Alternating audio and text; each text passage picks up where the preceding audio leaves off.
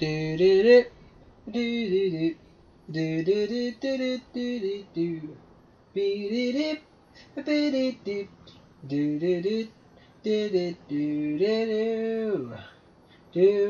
do do cha-cha.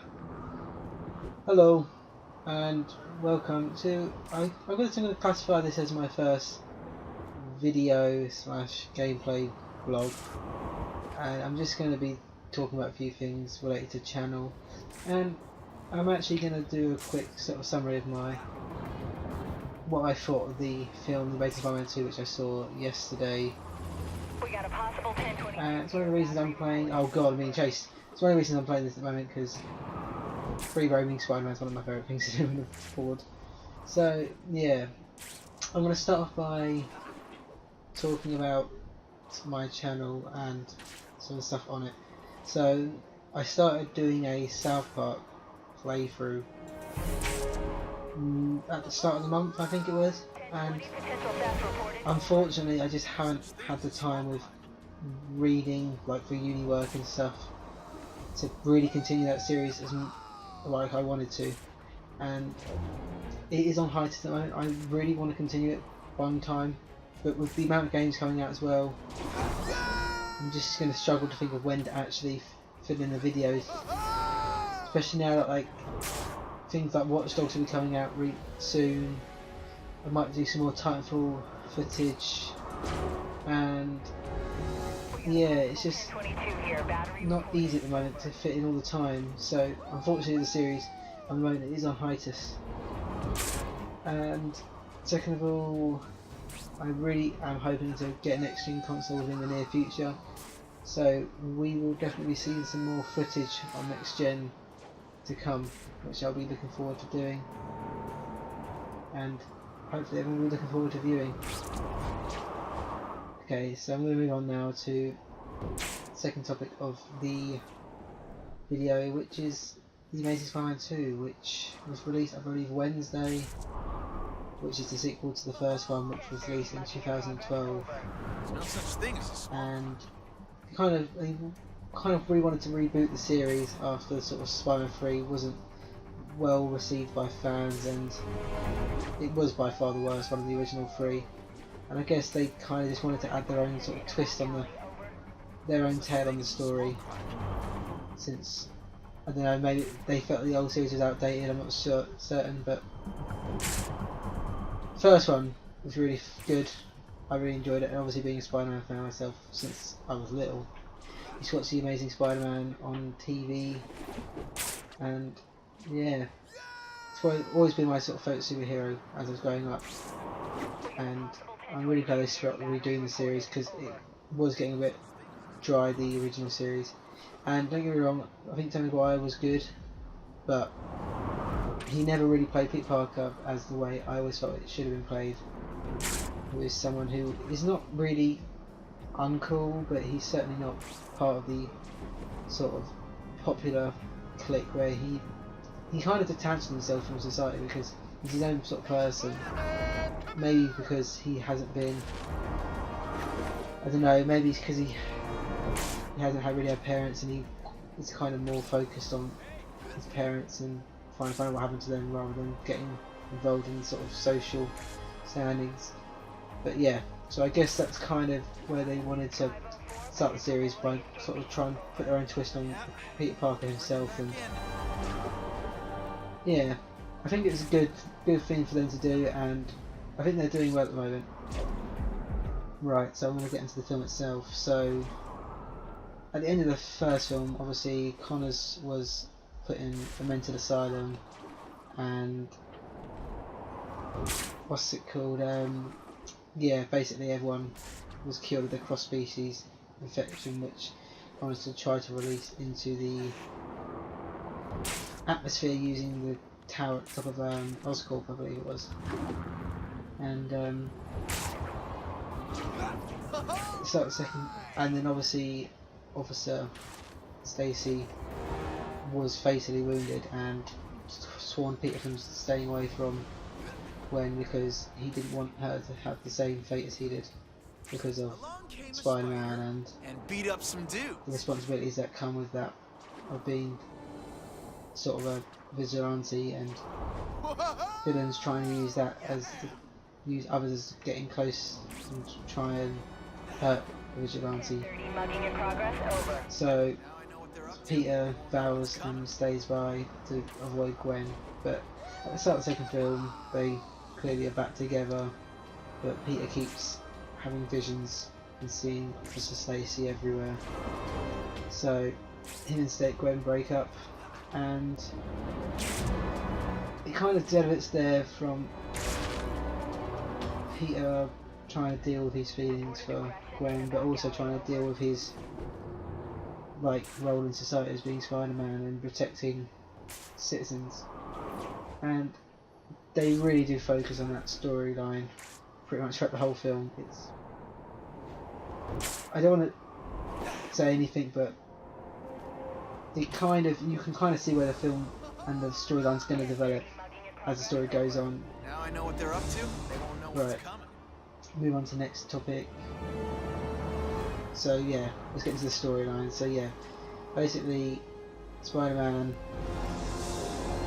has at the start of the film, he saves a Oscorp worker from getting run over by a armed robbery cart van, and this guy is like obsessed with Spider-Man. It kind of reminds you of the situation in the Incredibles film where the kid was the biggest fan of Mr. Incredible and was a bit too obsessed, like not mentally stable. And yeah, so Spider-Man saves this guy, and this guy just then makes it his sole purpose. Like, he thinks Spider-Man's his best friend, he thinks Spider-Man has... It almost goes to sort of having feelings in a sense for Spider-Man. We don't know really what the feelings are, but he's clearly not a well person, and basically he has an accident in which he falls into a tank of electric eels, and I don't really know what happens, but he gains the abilities of he becomes basically electronic pulse, like he is just electricity, and Now I know what they're up to. They won't know what's coming. he kind of takes this as a sort of, he's been given a power and people are going to finally notice him, and he doesn't mean to hurt anyone at the start, but he gets attacked by the police after Spider-Man has told him not to move and to come towards him. So not to move and come towards him, to move and come towards him. And yeah, he feels that Spider-Man's betrayed him and therefore tries to kill him, and that character develops from there. And I've forgotten to say his name, that's Electro. And he's pretty, as I say, he's pretty damn crazy, that they kind of put him as a character we're meant to have a bit of sympathy for, because he's just not well and no one really takes any attention to him. And I don't know, I like the character, but I definitely prefer the Lizard, I think. Just because, I don't know, I think the Lizard has a bit more towards the story of him being friends with Peter's parents and that. So hopefully they'll bring Dr. Connors back in the third film, I'm not certain, but yeah. Also in the film is Peter Parker's best friend, well, previously best friend in this series, is Harry Osborn, who it is said that he's been separated from Peter for about 10 years, I think it's in the film, because he was sent away by his father, and it's not really known why, as of yet, why he was sent away, but basically Harry is basically dying, and There's no such thing as a small. he reconciles with Peter, and seeing that Peter is the photographer for the Daily Bugle and got some pictures of Spider-Man, he claims to think that Peter knows Spider-Man, and he wants he sees an article which gives him the impression that the radioactive spiders which Oscorp were developing, the blood of the venom of that can cure whatever he's dying of. We're not told what he's dying of. And obviously Peter tries to help, but he doesn't want to give him his blood because he thinks there's a high chance of Harry dying. So Spider-Man comes in and tells Harry that he's not going to give him his blood, which causes Harry to go into rage, and that's kind of where his transformation as the Green Goblin comes into happening, because I don't know what he does. He kind of injects himself. He forces this guy to inject him with this stuff that he believes is going to cure him, and it kind of turns him into, well, the Green Goblin. And him and Electro then try to pretty much kill everyone, and Spider-Man has to go and help out. And I'm not going to stop it there because I don't want to spoil anything more than I probably have already. So yeah, in my opinion, I thought that film was really good, and as a Spider-Man fan, I mean I like any Spider-Man film generally, but I think Andrew Garfield and Emma Stone are brilliant at the two parts. I was there in the first film, and I would definitely recommend going to see it because it's a really good film. Like, it's a good action film that I think most people enjoy, probably more boys than girls if I'm honest, because I don't know, it's kind of, I don't know, it feels more boyish than girls, but that's just my opinion. I mean, plenty of girls probably do like Spider-Man, and I suspect there were a lot of girls in the cinema as well, but I don't know. But yeah, it is good. It's a really good film, and I can't wait for the next one because I think we're really going to get into more of the sort of depths of Peter's past in the third one. It's getting a bit more developed as the series goes on, which is a really nice touch I think to this series compared to the first one, which we're just told of Peter's parents dying and that's pretty much it. So I think it will be a really good sequel. I think it's released in 2016, but yeah, hopefully it will be very good, and it will be more development of this film.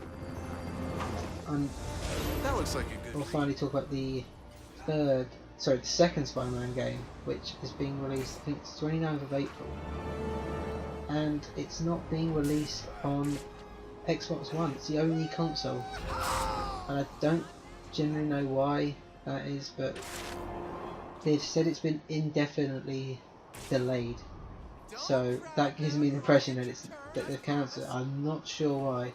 It seems a bit weird for me, but there must be some reason.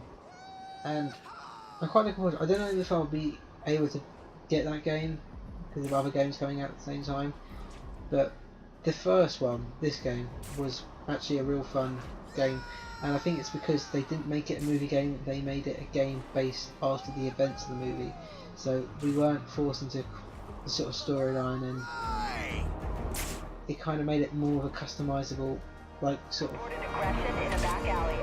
I think this is the best Spider-Man game since Ultimate Spider-Man, which was still by far my favourite Spider-Man game. It's an absolutely amazing game, but this is definitely a very good game, close second, and I reckon the second game will be pretty good as well, if I'm honest. So yeah, I think that will end the video there. So once again, I apologise for the South Park episodes. I mean, hopefully I can do some more, but it's just very difficult at the moment, especially as I say with uni work, and I've been trying to get back into more artwork and stuff because it kind of relieves the stress a bit, and yeah, it's been quite a stressful time. So I will see you soon, and thank you for watching.